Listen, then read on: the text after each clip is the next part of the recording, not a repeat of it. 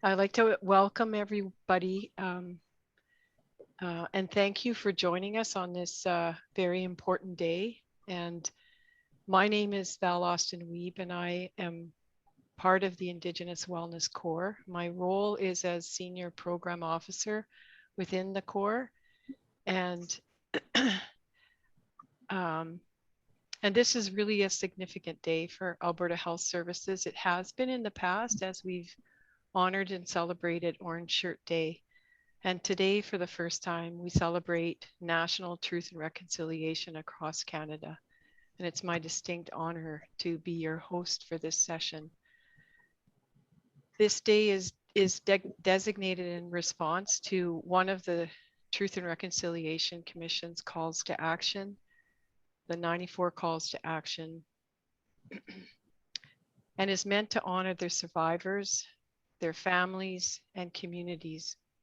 It also ensures the ongoing commemoration of the history and legacy of residential schools, and will remain a vital part of the reconciliation process in this country and for all of us going forward.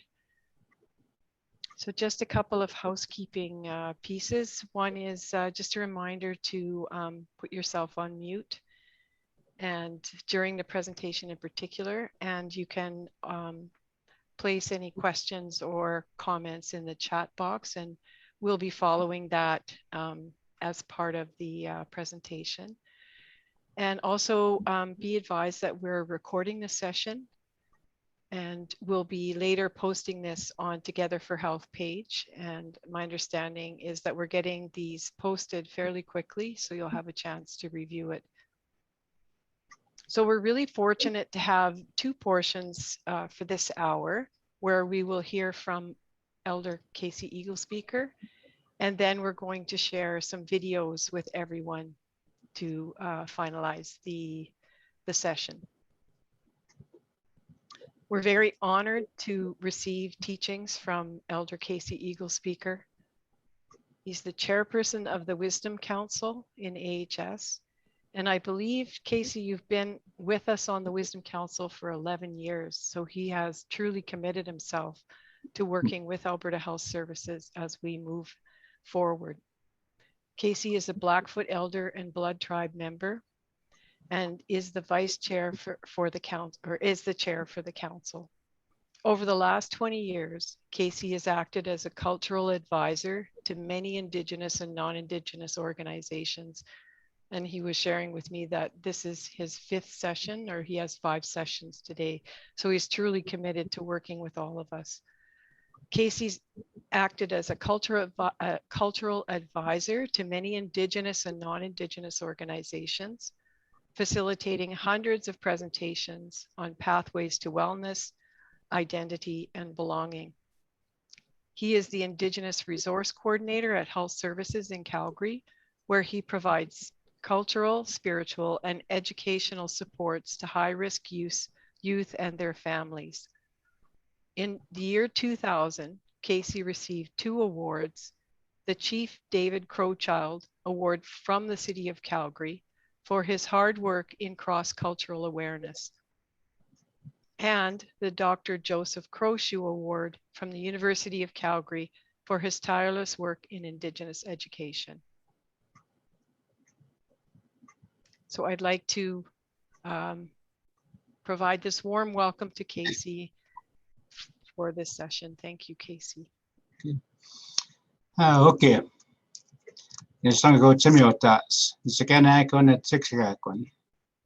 I am Sawhorse, member of the Kainai Nation, part of Black Confederation. I welcome you all today. And I just want to open it up with a quick blessing for all of you, your families, your relatives, your friends, the people we serve. So I'll do it in Blackfoot, and you guys can connect with Lorraine, Nadine, and Val to do the translation into English. That's your day of honoring survivors of residential school, commemorating those children whose unmarked graves have been discovered, and we know the numbers continue to climb. I think we need to understand what TRC is really all about. Reconciliation is not the responsibility of Indigenous people, but for non-Indigenous people. To understand what has happened historically through oppressive, restrictive policies, cultural assimilation, cultural genocide. To understand the learned behaviors, learned mentality, learned spirituality, learned emotions of Indigenous people through forced assimilation factors. To understand racism that is being still subjected to Indigenous people, systemic racism. You know, when we look at that, you look at TCR and you say, you know, one of the first steps I would say is truth, hearing the real truth, hear the historical truth of Indigenous peoples across this nation, hearing the truth of the indignities that are bestowed upon Indigenous people,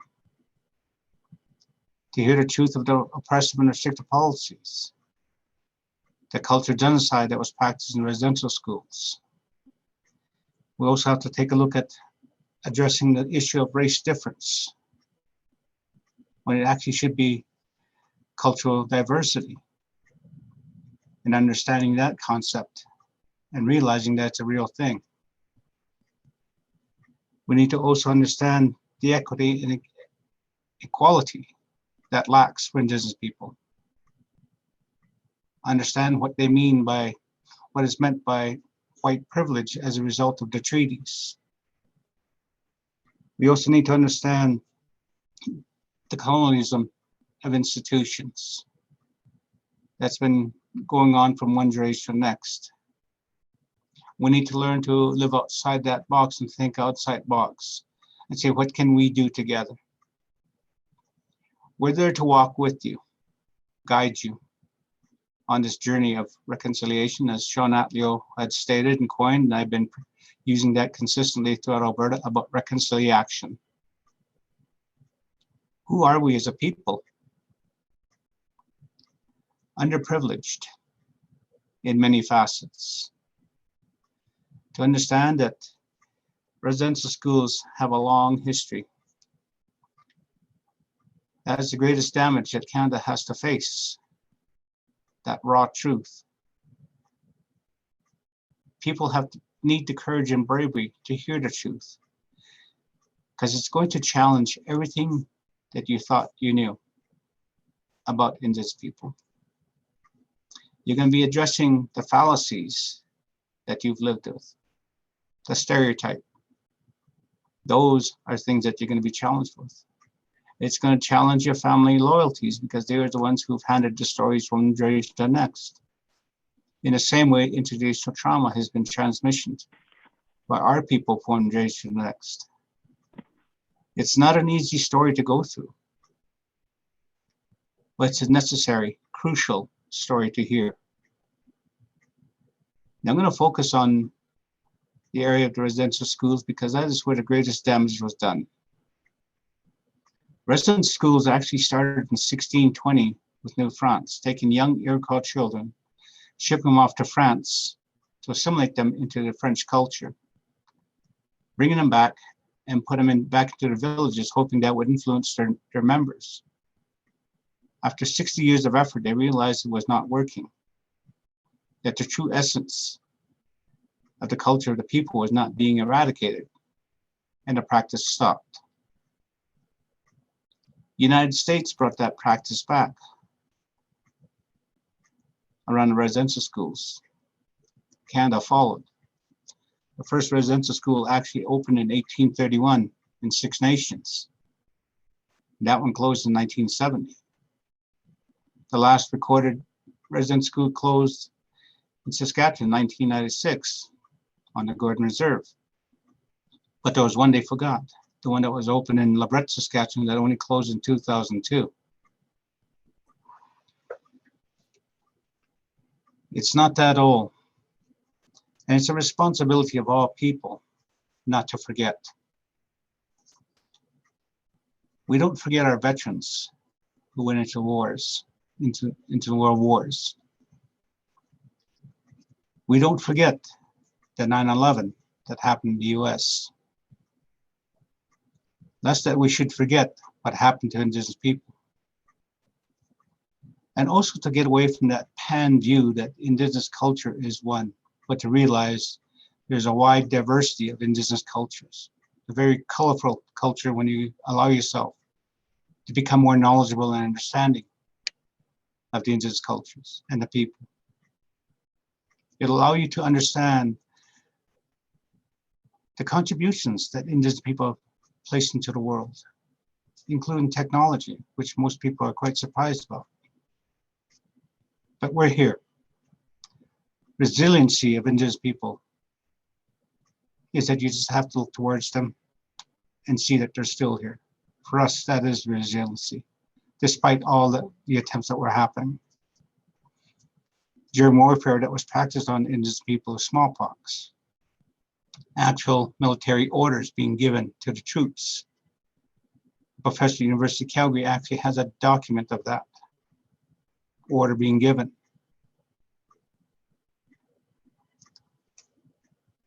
And I'm going to give you a bit of my truth, a short history. I am 56, number 56. The number that was assigned to me when I first entered the residential schools. A number that was going to be placed upon all my clothing. My name was not going to be heard, and we were not allowed to call each other by name, but by number only. I entered residential school at 4.5 years of age. Parents had brought me there. Not knowing that at that time it was mandatory, because in 1920, when the residential schools became mandatory, 150,000 children were to be removed from their homes forcibly against the will of the parents and to be placed into the residential school. As Duncan Campbell Scott had put it, along with Sir J. MacDonald, to kill the Indian in the child and to use whatever measures were necessary.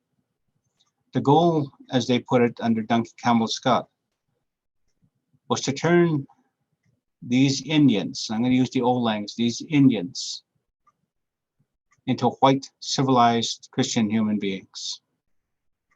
That did not happen. What it did was shredded our cultures. It created a divide amongst our people. It created great shame, guilt, worthlessness in our people, undeserving. That was pressed upon our people. Father the Wolf, and I say Father the Wolf because that's my truth. When we went to St. Paul's Residence School on the Blood Reserve, Anglican Run, my parents met up with him. We walked up the staircase. I reached out and shook his hand. I said, "Okay, Napi," because he was male. So I said, "Hello, my friend." He basically just patted me on top of the head like he would a puppy. We walked into the back office where my parents were quite quiet, speaking in the English language, and I didn't understand a word of English. I ended up signing paperwork, and as we walked out, my mother turned around after a couple of sentences, told me in Black, "Rika Kimat." And the interpretation of that is to give and do your best. And I told her I would. My father at the bottom of the staircase turned and looked up at me and said, Samika, yes, give and do your best. And I said I would. We watched him leave. And once they were out of sight, I was literally picked up by my ears and carried into the back office, the Father DeWolf's office, where I was stripped, naked, and beaten unconscious for speaking the language of the devil, the beginning of my hell. We were taught that the color of our skin was wrong, our language, our cultural values. Everything about us was wrong. Our ceremonies were wrong. I was taught that my parents wanted the devil driven out of me, and I was brainwashed to believe that.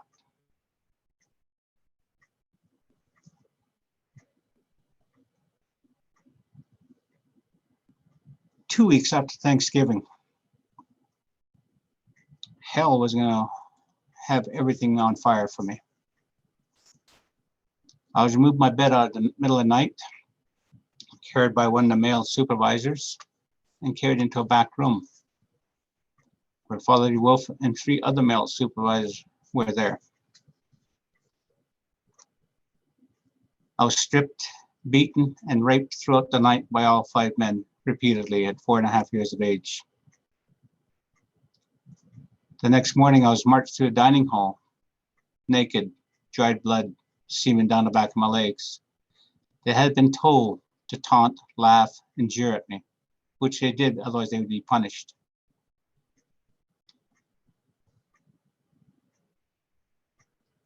The child I was died at that moment. Silence was going to be my only way not to say anything. That practice happened about every 3 nights for the first few months. It finally slowed down to about every 2 weeks and finally monthly.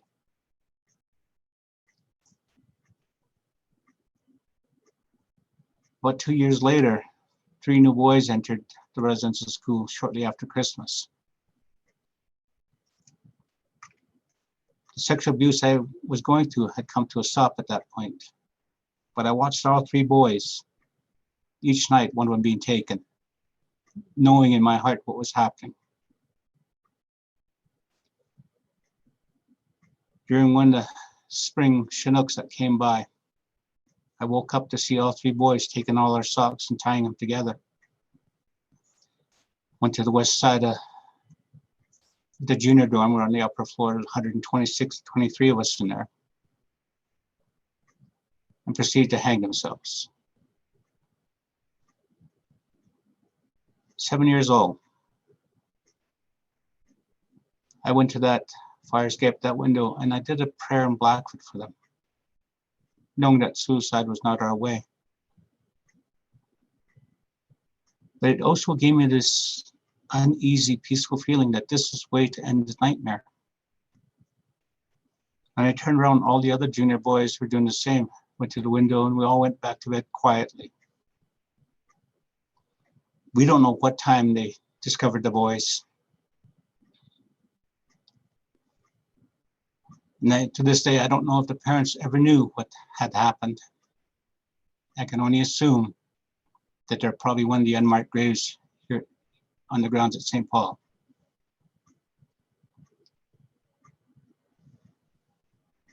Isolation room that we had, I ended up there a few times.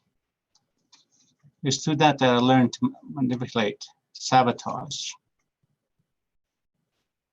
knowing that I would end up in there, but it was my peace. That was my sanctuary, because while I was in there, nobody could come near that door, come in that door. A small room, probably no bigger than my office here, 10 by 12, 15-foot high ceiling with a 10 by 12 inch window at the top, a mat on the floor, and a 5-gallon bucket. Being thrown in there naked, the bucket is your toilet. Food was once a day. The longest time I had in there was 22 days, because I had found some sweetgrass, dried it and braided it. I was smudging in the forest of St. Paul when I heard number 56, and I turned around. Mr. Starr was there with a huge staff, probably about 6.5 feet tall, and about 1.5 inches thick, and that's all I saw was stars, and I woke up in the infirmary. I was placed in there. When I recovered, I was put in that isolation room for 22 days. My food source was half a glass of water and a slice of bread once a day. Our people were things that we had to suffer through to turn us into white Christian civilized people. As a result of that, I wasn't allowed to have any communication with my parents. For about 17 to 19 months, there was no communication. They weren't allowed to see me, I wasn't allowed to see them. And that was when the greatest efforts of brainwashing set in. I came out with a true hate and rage towards my parents. believing that they knew this was going to happen to me. It wasn't until years later, many years later, my wife and I were married by then, that my father and I actually spoke about the residency school.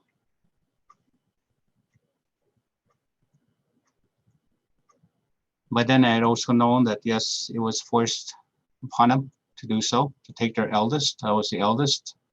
Had a young brother who was age 2 and one was a newborn. And they were about ready to have them sacrificed for that. Then he told me his story. He'd gone to the same residential school as I did, along with his brother and sisters. Then he told me my mother's story, who actually went into the Old Sun residential school in Siksika Nation, and told me her story. My late Aunt Lola couldn't enter any medical facility just by the smell of them, whether it was a clinic, dentist, or hospital. That even when her siblings were on their deathbeds, she couldn't enter. I asked what happened. He said, when I went to residential school, Miss Ashton, I said, that was the same teacher I had. He said, yes, she was there. Said I was in grade 3 in there. And I raised my hand because I had a toothache. Miss Ashton got quite upset and called the supervisors. They escorted me up to the infirmary. There was a wooden chair there. It looked something like a electric chair with all the straps. It was still there, and I told it was still there. Strapped her to the chair, her chest, her legs, her arms were all strapped down. I let her strap over her forehead and forced her head back and a chin strap and forced her mouth open. And he said, the last thing I remember is they told me, you'll never interrupt class again, and proceeded to remove every tooth from her without any type of painkillers. She woke up in class with a mouth full of gauze. That has been a major trigger up until her death. That even when her health was at poorest condition, she refused to go because of the horror that she had gone through. Medicines were practiced on Indigenous people and kids in the residential school. They practiced on them because they were human-like. You have to remember, they thought we were savages. A lot of children died as a result of that. Sterilization practices on young girls because of sexual abuse was practiced. I can go more in depth with that, but we don't have time for that, of the things I'd undergone. My journey was to reconnect with my culture. It's through that I had to reconcile with how I was reacting to what happened to me. Only then was I able to search for the 5 men and the 1 woman, because part of that, the woman was in a receiving home. When I came out of residence school, my parents couldn't handle me. So I was sent to a receiving home in Lethbridge for 2 months. There was a female perpetrator, and again, silence, shame, guilt, not feeling human at all. Being taught that I was deserving of that type of treatment. When I went to search for them, I found 4 of the men at their grave sites. And what I did is I prayed for them. I prayed that they'd be received by the Creator in a good way, in a right way, and to forgive them, because I was forgiven.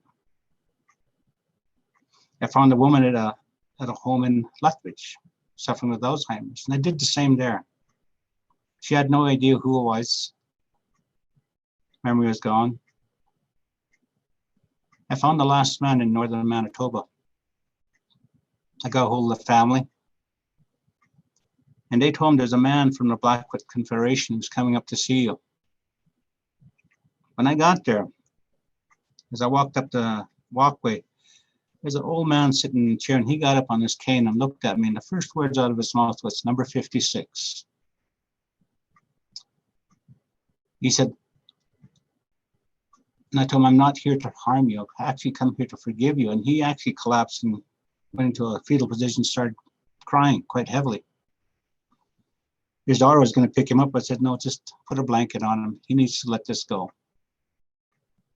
When he got done, he and I spoke for a few hours. I said, I did come to forgive you, and I am forgiving you. I can no longer carry the guilt and shame of what you and your other men had chose to do. That belongs to you. I was an innocent child at the time. That child doesn't even exist in my history. He looked at me and says, thank you. Maybe now I can live whatever remaining days I might have without looking over my shoulder, living in paranoia all those years. He says, do you realize that you have freed me to celebrate life? I said, that is my goal. But I also freed myself.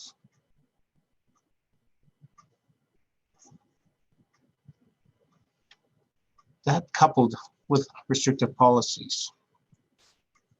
As in 1920, it was deemed that all Indian children, Eskimos and half-breeds as they called them, those titles have changed, were not entitled to have education. They didn't have a right to it. It was against the law. Residential school, the early stages, they may have called it a school, but you only had like maybe 45 to 50-minute in-class studies in the morning. The next couple hours on Bible studies. The rest was work. You learned to be a farmer, rancher, homemaker, cook. Those were basically what you learned. The people who came out of those residential school only had first and second grade academics at a very low level. That was the best they had. They couldn't pursue any education after that. It was actually illegal. Children who did capture and read and write the English language, headmaster of the school would send a letter to Indian Affairs, who then in turn would enfranchise them from their people and weren't allowed to go back to their homes. So education in the views of our people became a detrimental thing, that if you learned to read and write their language and speak their language, they would take you away from your own people. Part of the assimilation. Reasons why we have so many people out there who don't have any treaty or band status, because it's kept that way by the government.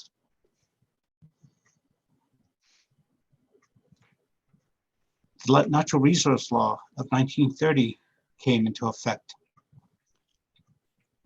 It was always the beginning of welfare. The Natural Resource Law stated that to Indian people, and they used the paternalistic system, says, you as the man of your house and all members thereof, it is now illegal for you to have employment or to seek employment. In return, we will give you a monthly relief check. And a lot of our elderly people still call welfare checks relief checks. If you're caught searching or having employment, that relief check to your family will be suspended and you will go to prison. The relief check was to supplement the rations we had. When I was a child, I remember seeing two cases of spork, a sack of potatoes, flour, sugar, and tea. And that was the extent of it. So the people became extremely dependent upon the relief checks,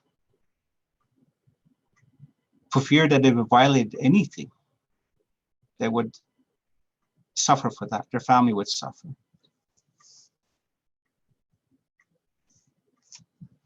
The pass system of reserves. Nobody was allowed to leave the reserves unless they had a pass. Here in the prairies, 72 hours. Up north in the bush, because they were trappers, they got up to 2 weeks, sometimes 3 weeks. If they violated that, that also meant imprisonment.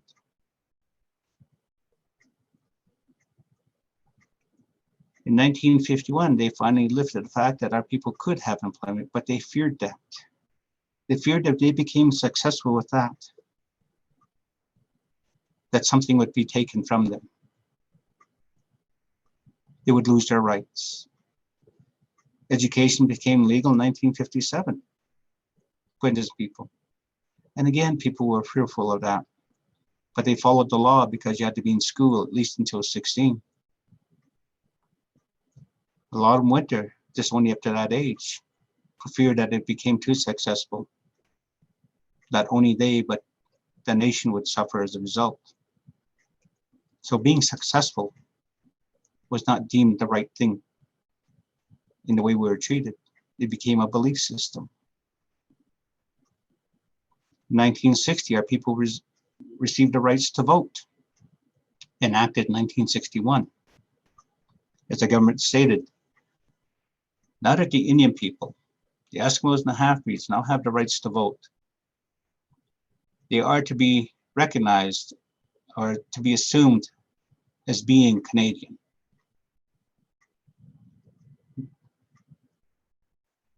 So with the TRC call to actions, part of it was to entrench the United Nations Declaration of Human Rights into the Constitution of Canada. Yes, it did pass the Senate, Bill C-15. But now we're on this sharp climb up. It has to pass the House, and as far as we know, the majority of MPs, Conservative government, the Conservatives are actually going to vote against that, not to allow us to have those human rights. Poor health conditions. Even now, as we look at it, the medicines that are afforded to our people, as most of us know, generic medicines are really not monitored for quality. And a lot of our people won't take that now. They might fill the prescription, but they refuse to take it because they go back to resident school. Are they using another medicine to see if it works on us? Our people who get well educated have a hard time with our own people as a result of that. They fear that our people are going to suffer because they're successful now. People who hang on to employment for a long period of time. These are all learned mentalities.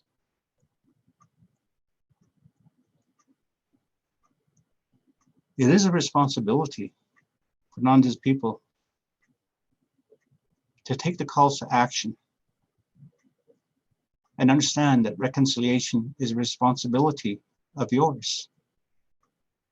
Our responsibility is to walk with you and guide you on that journey, to reconcile with the damages that afflicted Indigenous people in the past.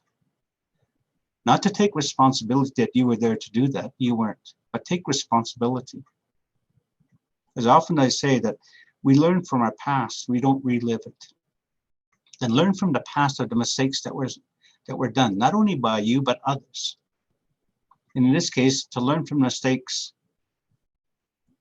of a system that was put in place that did great damage to our people. That 215 children was a hard truth for people to understand, that we've been telling that story for decades, that this has been occurring. The behaviors that we took on, to be taught that we're unworthy, has really been deeply embedded amongst our people, that we're not worthy. We were taught not to trust anything that was being afforded to us. And we see remnants of that continuing, that every time there's a step forward, we're pushed back 2 steps back. This movement of the truth of the United Nations Declaration of Human Rights and Indigenous People, we made that first step past the Senate. Now it's being pushed back 2 steps by MPs who are afraid. And what are they afraid of? It's because they don't understand. They have not sought the truth. The TRC call to actions is for you to seek the truth of the original people, to see the beauty of the cultures that we have, to understand our governance structure, our family structures, our way of life, our way of knowing, being, and doing. These things around family abuse and self-harm, addictions. These are all learned behaviors. These are symptoms. To understand the trauma that we underwent. To understand that we just want to be recognized as being human beings like everybody else. And addressing this racial differences is to challenge that with our cultural diversities, to find our parallels and commonalities of all other cultures throughout the world. They exist. They're there. To create equality and equal equity is another step that we need to look at. Equality is to recognize Indigenous people for the levels of education and skills and knowledge that they carry. Not to undervalue what they bring to the table. That's very important. To get away from stereotyping when they walk through the doors. As we know in the medical field, in the hospital and clinics, that there's a lot of systemic racism towards Indigenous people alone. It exists. It happens in most institutions because we're built upon a colonialistic system that excludes Indigenous people. That has to be addressed. Poor health. I remember my grandfather, when he talked to me about that, he says, the hospitals, the medicine people of the white people, they don't really do nothing for us because we're not worthy of that. But we'll take what they offer us. Even though it doesn't help, we'll take it. Because they might do something more harmful to us if we don't. A mentality that's been embedded. Learn poverty. To live below the standards of others. To lower our heads in front of others. It took the pride and dignity and the honor of our people out of us. It did do a lot of damage. Today, that has changed from our people. But they're still facing systemic racism, inequality and inequity. They're still faced with disparity of health services, educational injustice. Because there's a time in history that Indigenous people were not allowed to have legal representation in the courts. It was against the law to do so. The veterans of our people from First World War were never honored or recognized until 1996. They were left out of the War Veterans Act. Because in order to go fight for this country in World War I, the Indigenous people had to give up their rights as a human being, a member of their nation, as I call it, and had to receive Canadian citizenship. Because prior to that, you got to realize Indigenous people lived under immigration laws within their own lands. And when the War Veterans Act came out, it said all veterans would receive these benefits: home, land, finances. When the Indigenous veterans came forward, they were told they didn't qualify because they were Indian. And that still continues. But they were finally recognized only in 1996. And it's sad that so many Indigenous war veterans passed on not knowing they were ever honored. Finally. These are some of the raw truths that all people need to take a hold of. And to hear the horror of residency schools, as the Supreme Court had deemed it 2.5 years ago, a true form of cultural genocide, because it identified a grouping of people by culture.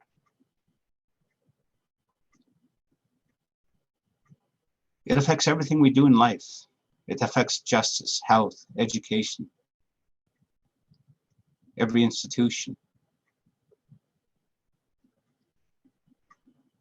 Today is the day to honor the resiliency of the survivors of residency school, to commemorate the children who fell victim in residential schools, the unmarked graves. You figure 150,000 children in the early set of residential school, and it's been looked at and said at least 50% of all children who went to residential school died in residential schools. We know that. The average lifespan of children in residential school who did not make it was only about 6 months. Died there at the hands of the supervisors, or as a result of practiced medication. They even studied us to see what starvation does to the human body of a child.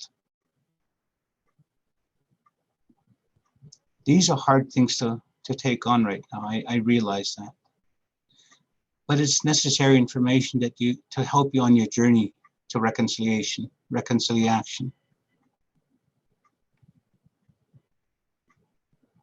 When I speak to people, I said, people have to understand that our first and true identity is that we're all human beings first. It doesn't matter which part of the world we come from.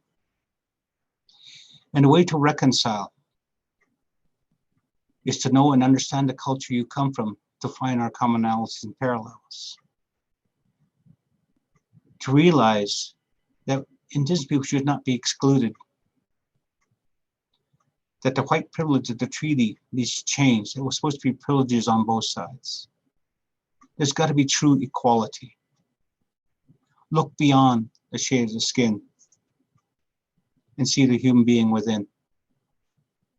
We have made great contributions to the world that people don't realize. And it's time people learned. It's time to eradicate the stereotyping of the lazy, welfare, drunken savages of the land, because they're not. It's time to realize that there's nothing wrong with Indigenous people. It's what happened to them that brought out these learned behaviors, learned mentality, learned spirituality, learned emotions. It's time. It's a time to understand that. It's time to stand strong with your Indigenous brothers and sisters. It's time to honor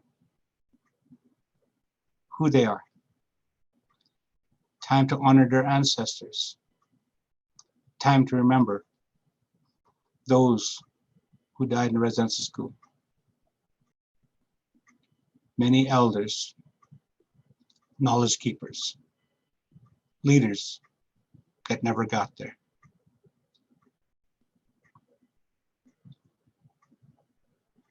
It is our time to walk together equally.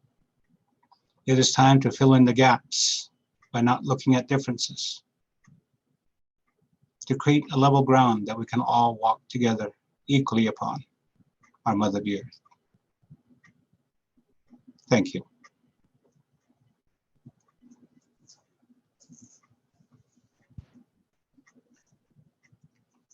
Thank you very much, Casey, for your sharing and the depth of sharing that you have brought to today. And I've seen messages that people are so grateful that you've shared your experience today, and they want to make sure that you're going to be okay, that you have the supports that you need in your life, and that somehow all of us can find forgiveness from you for what has happened to you. You know, my healing journey is to share my story. It's a part of it. You know, I don't blame anybody today for what happened. You know, like I said, I've long since forgiven those 5 men and the 1 woman. I think if anything that affects me today is my lost childhood. When I moved here to Calgary in 1987, it was supposed to be 6 months because there was younger siblings. We knew of each other, seen each other, but didn't know each other. Who convinced me to move up here for 6 months so we can get to know each other. Well, I'm still here 34 years later.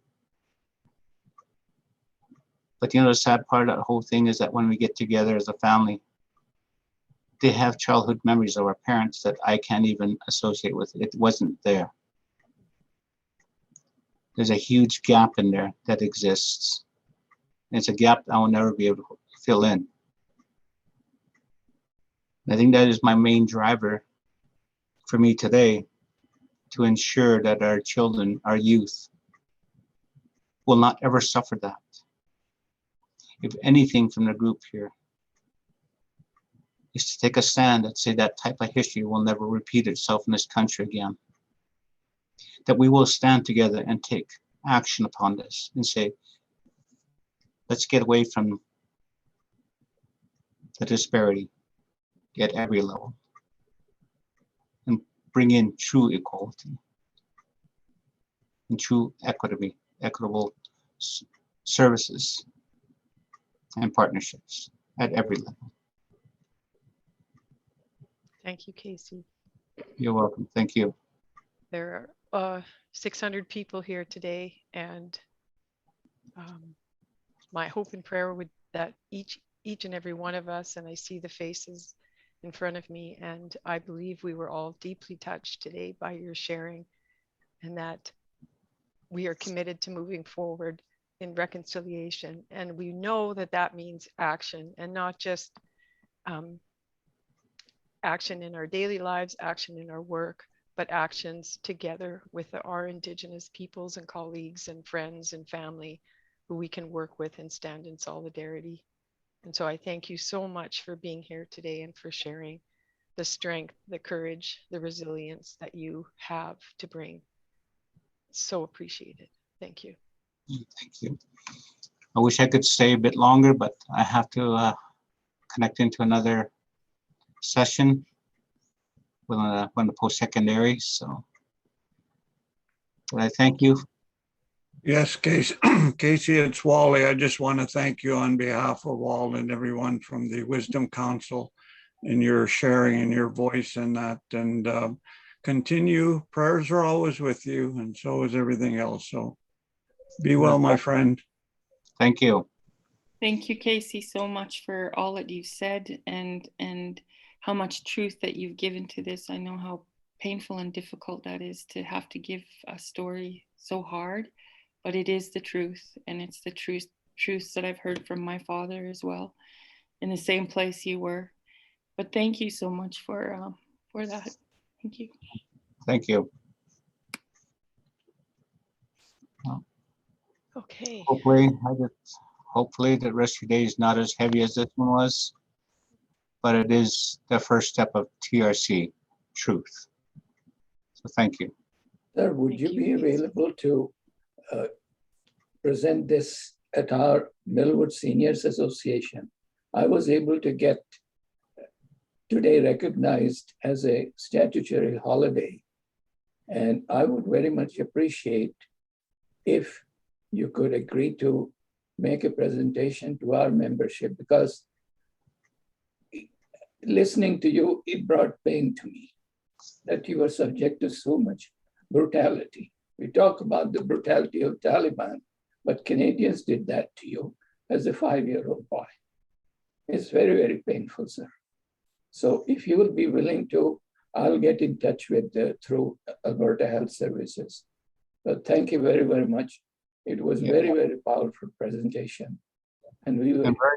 I'm very open and willing to do that for you. So thank you for the invitation. Okay, thanks very much, sir. Okay, I do have to log off here and log into another. But Bye, thank you Casey. for bringing your hearts and minds into this. Thank you. Yeah. Take care. And I will make sure we've had several comments in the chat box, and we'll make sure that we pass those along. Thanks, Carolyn. So I think we're going to see a short video. It's a vlog with Dr. Yu and two members of AHS who are sharing their experiences. I think Nadine or whoever's putting that video on will do that now. Thank you.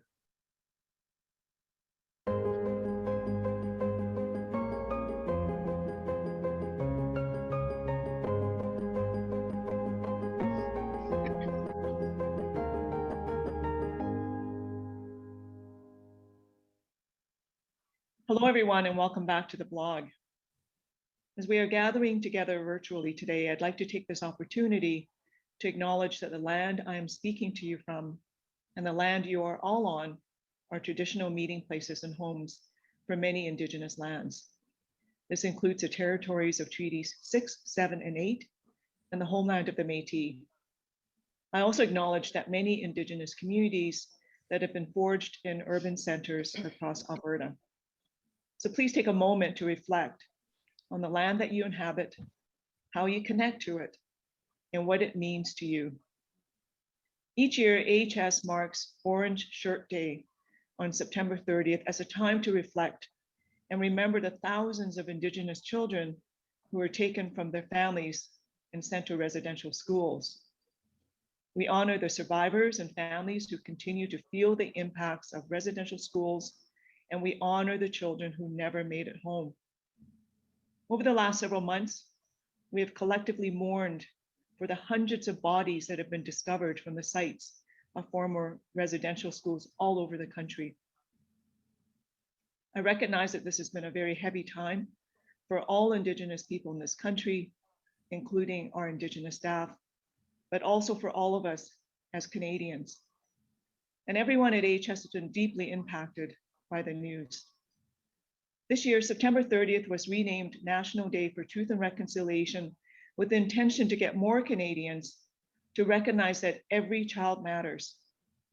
In addition to bearing witness to the harms of residential schools, this day is also an opportunity to recognize and honor the strength of Indigenous people, families, and communities, and the wisdom of Indigenous worldviews that have persevered.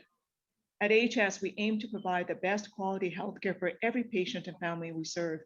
And to do that, we must understand the unique cultural needs and perspectives of more than 220,000 people who self-identify as Indigenous in this province. So with me today to talk about National Day for Truth and Reconciliation are two team members working in Indigenous health at AHS. Randall Bell, a senior advisor with the Indigenous Wellness Corps, and Sherry DeLallo, a manager with the Stollery Awasisik Indigenous Health Center at the Stollery Children's Hospital in Edmonton. So thank you to you both for taking the time to be here with me today. So Sherry, I'm going to start with you. What does this day mean to you? And why is this an impactful day for you on a personal level? Well, you know, I'd like to start off to say that my mom went to residential school at 6 years old, along with her sister, who was 9 years old at the time. They were put on a barge to cross a lake in northern Saskatchewan.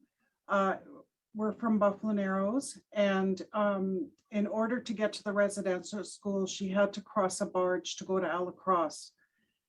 And as she saw her mom getting smaller from the shore, it was the first time she felt hurt, rejection, loneliness, abandonment, and fear. She was put somewhere where she experienced physical, emotional, and mental and sexual abuse. She came from living off the land in northern Saskatchewan, surrounded by lakes, beauties of the trees, and the freedom from an institution that was cold, scary, and abusive. Mom felt lost and lonely and confused. She also didn't think her mom loved her. So as a child, Mom also became a bully. She was fearful and did not trust anyone. She was like an animal trying to survive. These feelings were passed on into her adult life, and she did not feel like she belonged or deserved to be in this world, and became a loner. Intergenerational trauma was passed on to my siblings and me, and I did not know that I was loved. I lived in fear of being punished, and I never felt like I fit in anywhere, and I felt stupid, like I had no value as a person. I lived a life of survival, which caused me to detest and despise myself. I felt damaged deep within my soul, and there was no way I could heal because of the shame, guilt, and fear of not being a good person. So today is a day of reflection to honor people like my mom, acknowledge the past, and hear people's truths. There is no reconciliation if we do not listen and acknowledge the truth. And once we can comprehend and accept and understand the reality of residential schools and the atrocities that occurred to kill the Indian and the child, the future for healing will occur. The healing is for all Canadians. It's about reflecting on our own sufferings, even though some of us do not even know we're suffering. Today is a reflection for those that have experienced trauma to feel our own pain and to heal, to reconnect with our own inner child and know that he or she is loved. A day of self-reflection to think of my own understanding of who I am and where I came from, to know my own trauma and to heal. It's a journey of healing to bring love, peace, and joy into my life. But if I don't heal, I'm angry, bitter, judgmental, closed-minded, and selfish. These characteristics affect how I treat people. And when I continue healing, I'm able to accept others and support others to feel safe. Thanks so much, Sherry, and for sharing your story and bringing that personal story to with all of us.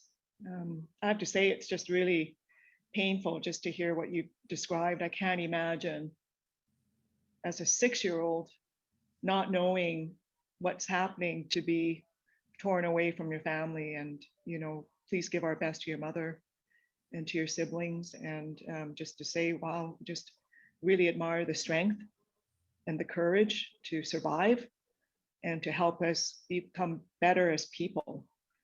Really, one day is not enough, you know. So, you know, although we put the attention on September 30th, I hope that all of us take note of this and recognize it every single day, because I'm sure you have to. So Randall, coming on to you then. I think Sherry really described, you know, the ramifications of residential schools on her personally. Would you want to share with us about the ramifications of residential schools on our healthcare system and the work that you're doing with the Indigenous Wellness Core? Sure. Well, my mother is a survivor of residential school as well, and so are many of my cousins my age. And when we say survivor, we're not simply saying that they survived their stay at residential school, because a lot of them did. What we're saying is that they survived the residential school and the effects of the trauma in the years that followed. Many of my family members who went to residential schools didn't survive that trauma, succumbing to things like poor health, addiction, or suicide. And now many of their children struggle with the effects of intergenerational trauma, or the trauma they experienced in the current child welfare system. So trauma is a problem that is being passed down from one generation to the next. And most of it started with residential school. So a lot of the people that we see in addiction and mental health services today are residential school survivors, or have had family members who are survivors. And the ramifications of that can be seen in the high rate of addiction in Indigenous populations. And we could see it in the opioid crisis, in which Indigenous people are dying at almost twice the rate of non-Indigenous people. We can see it in the Indigenous mental health struggles, particularly the extremely high rate of Indigenous suicides. And trauma, intergenerational trauma, and the inequality of social determinants of health have resulted in Indigenous person in Alberta having a life expectancy that is 14 years shorter than a non-Indigenous person. So there's a lot of work to do in terms of addressing the social determinants of health, in terms of examining our services and identifying enhancement opportunities that facilitate greater Indigenous health service access and utilization. So we can begin to move the needle on decolonizing health services and begin to move towards, you know, greater Indigenous health equity. In fact, as part of planned activities for the National Day of Truth and Reconciliation, I'm doing a presentation that talks about all of this in greater detail. So tune in, and if you miss it, the recording will be available on the AHS channel on YouTube. Great, thanks very much, Randall. And I think I first met you when I listened to you give a talk during one of the weeks. I think it was a Truth and Reconciliation Week or Indigenous Celebration Week. And you're a very powerful storyteller. So I really encourage everyone to listen to Randall. Sherry, can you tell us some of the work that you're doing with families to support reconciliation and healing through your work at the Stollery Awasisik Indigenous Health Center? Yes, for sure. You know, I'm just so proud of this this program that we've developed. The Awasisik Indigenous Health Program is a safe place for patients and families.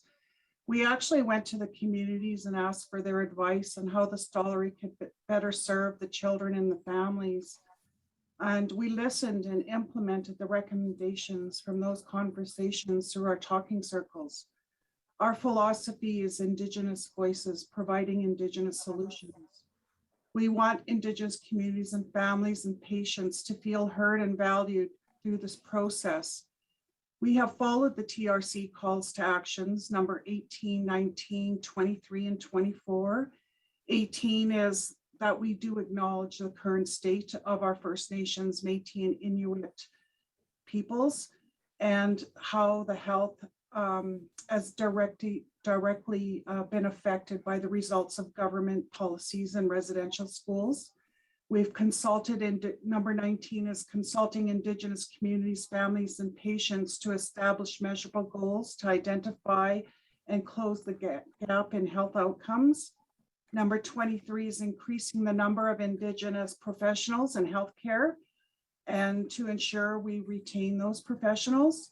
Number 24 is educating staff and students on Indigenous health issues, history of residential schools, and the legacy, and then have some skill-based training on anti-racism.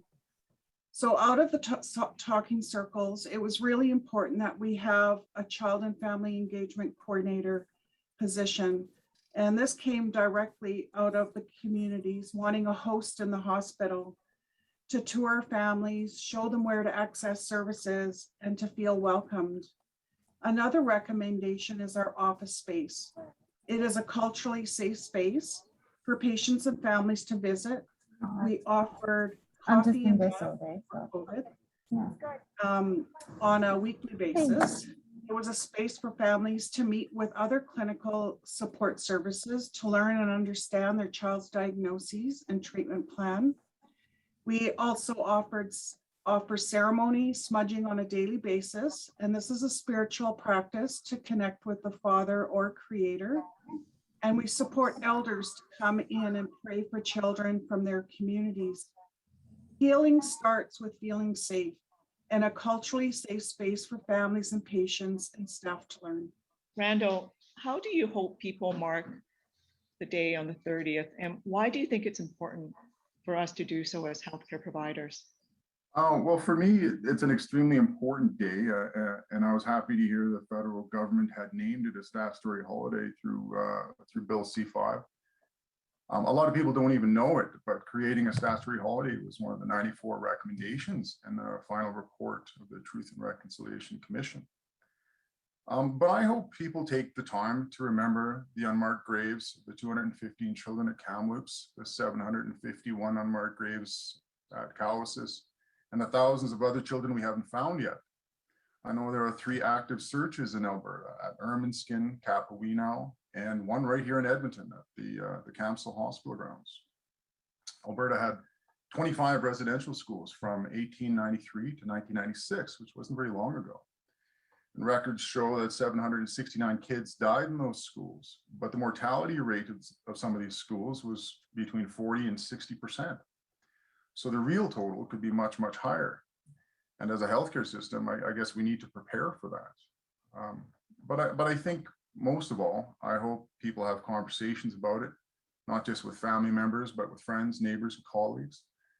It's conversations that are going to keep this reconciliation movement alive.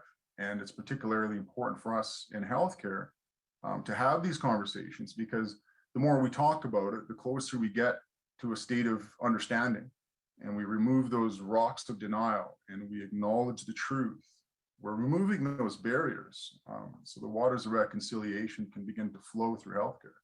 Great, thanks very much, Randall. And one final question for you both. What does reconciliation in healthcare mean to you? Sherry, we're going to start with you first. So the National Day of Truth and Reconciliation is a journey of learning, acknowledging and understanding that residential schools caused moral, physical, and emotional harm to our First Nations, Métis, and Inuit children. This is a day to reflect on every child matters, asking ourselves, what does that mean to me? So if we are angry, bitter, and have no compassion, how can we accept, support, and be patient with our patients and families to meet them where they're at? To have the compassion, to be willing to understand and support them through the healthcare system. It is particularly important for healthcare providers because you are seen in high regard. Your words and actions are impactful on our patients and families. And when we can learn, acknowledge, and understand the meaning of National Day of Truth and Reconciliation, we learn the truth, acknowledge the past, but we can also look to see the future and ask, how can I make healthcare better world for First Nations, Métis, and Inuit families to feel safe? We all see different sides to perspectives. Everyone has their own lens and understanding from their own experiences. So reconciliation is a day to reflect and broaden that understanding, to have compassion, love, and respect for First Nations, Métis, and Inuit patients and families. Therefore, we are able to provide a place of healing, support, and cultural safe practices to implement from our hearts the values of Alberta Health Services: care, accountability, respect, excellence, and safety. I think to me, reconciliation in healthcare it's about the journey, not the destination. It's about creating healthcare Indigenous people trust. It's about creating a place they can have their healthcare needs met without fear of racism or discrimination. And I believe we've started that journey. The level to which our leadership has embraced diversity and inclusion is unprecedented. With developments like the AHS position statement on racism, campaigns like Stand Up and Speak Out, we're really taking those first steps on this journey towards reconciliation. And the fact that we've integrated Stand Up and Speak Out into other organizational strategies ensures progress will be monitored and reported, which creates that, that much needed level of accountability. So these are all crucial first steps towards decolonizing health services, which is absolutely essential to reconciliation. And I'm confident we have the energy, enthusiasm, and the drive of leadership that will continue to push us forward on that journey. Wonderful. Thank you, Sherry and Randall, for being with me today, and really for your strength and your courage and willingness to share your stories with us. These stories are really powerful reminders of the importance of this day and the steps that we have to take towards reconciliation as an organization. I know that we're all really busy, that we're really doing our best to navigate the challenges of COVID-19, but I really encourage everyone to participate in one of the many educational sessions the Indigenous Wellness Corps has planned. I'm sure that one of the questions you have is, why is HS not supporting the STAT TRC holiday? And really the reason is related to the current capacity challenges that we have with wave 4 and the anticipated high numbers that we expect towards the end of this month. Be assured we will be revisiting this decision in 2022, when we hope we will be over the bulk of COVID-19 stressors. You can learn more about the virtual events taking place at the Together for Health website. And if you aren't able to take part in a live session, check back when you have time and watch one of the recordings. Every step that we take to educate ourselves, understand our history, and to find the path forward to reconciliation makes us stronger, not only as allies, but as a community and as an organization. So thank you again, Rando and Sherry. Thank you for watching. Stay well, stay safe, and thank you for all that you do.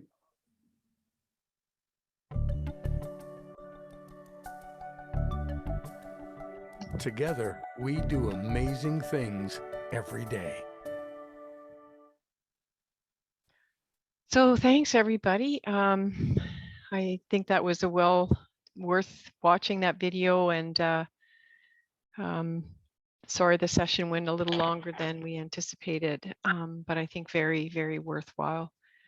I just want to reflect on one of the things that Casey had said, it's time, and Verna's comment on what are the things that we can all do to strengthen our allyship, to strengthen our support, and to strengthen our reconciliation action as we move forward. And so I would like to just leave it with that, and for all of us to, because I certainly will, contemplate taking that next step to be either a better ally or someone who can really make a difference in moving forward in a good, strong way. So thank you for your participation today. Please fill out the evaluation. I think those are in the chat box. We'll have 3 more sessions today. They're all going to be even more exceptional than we've already heard. They're all wonderful, excellent presentations and pieces of information that are going to be very helpful to each of us as we move forward. So thank you again. Really appreciate it.